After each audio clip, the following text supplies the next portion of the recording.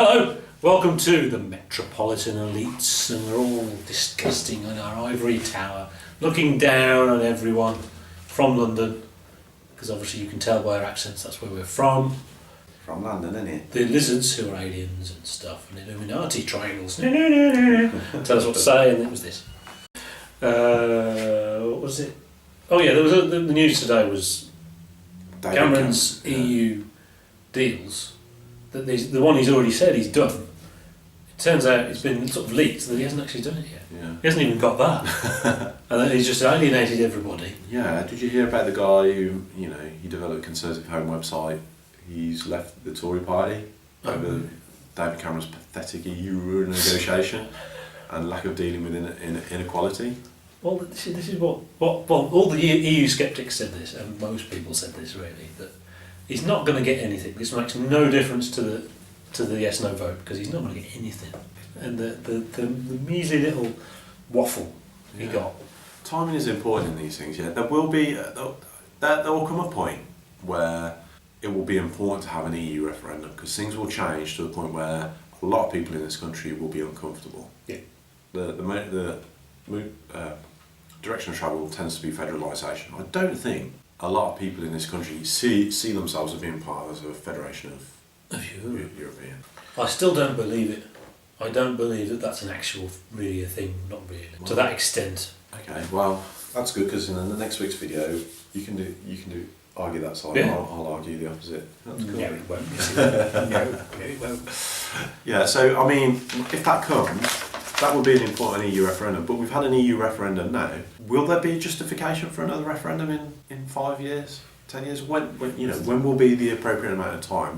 We've kind of shot our fox. Yeah, well, if we've got overwhelmingly pro-EU, whoever's in power, it doesn't matter. They're always going to say, well, no, we don't need to. We've had a vote. Just like proportional representation as well. We've done it, haven't we? There it was. So we told you what to vote for, and you voted for it stupidly, and that's it. Finished. Effectively, David Cameron has sacrificed our bargaining chip in order to manage the Conservative backbenches. Yeah. Which is pathetic. Utterly pathetic. It is. It's an affront to democracy. It's sort of like... Yeah, but that's his job because he's the head of the Tory party. So that's what they have to do, isn't it? Either they can be completely batshit, or they can try and fend off the batshit. I mean, it's one or the other, isn't it? What do you do? You say it as things are, not as your spin, as you can spin it. You sort of say, well, no, Europe's important. Now's not the right time for a referendum.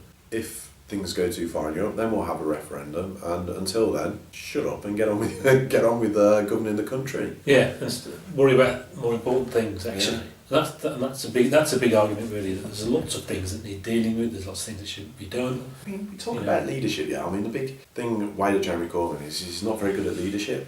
What kind of leadership is that? I mean, Cameron has been led up the garden path by the backbenchers of his garden party for 8 years now, 7-8 years now. Is it really that people have been spun the spin? In that, if you're not a good spin doctor, you're not a, the talking the talk, the Blairism, all of that. That's good leadership. Yeah. So someone who just says things that are true, facts need to be attacked. He's normal. That's not right. You've got to be an arsehole. High in the sky. Is that really? Is that what it is? Really? I'm not. We've not slagged off Jeremy Corbyn at all. I don't think he's brilliant. But obviously, because it's so ridiculous in the media that they just make stuff up. And that there's only one thing to say really, is that why they're making all that stuff up. It's incredibly refreshing to have a guy who says what he thinks. Yeah. Not really. And not couch it in any way, not sort of try and fuzz it up or anything like that. I mean, you remember, what's her name? Not Liz Kendall, what's the woman?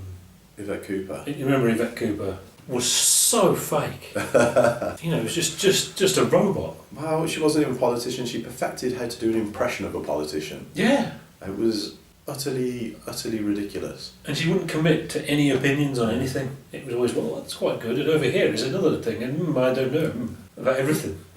So, it'd be nice.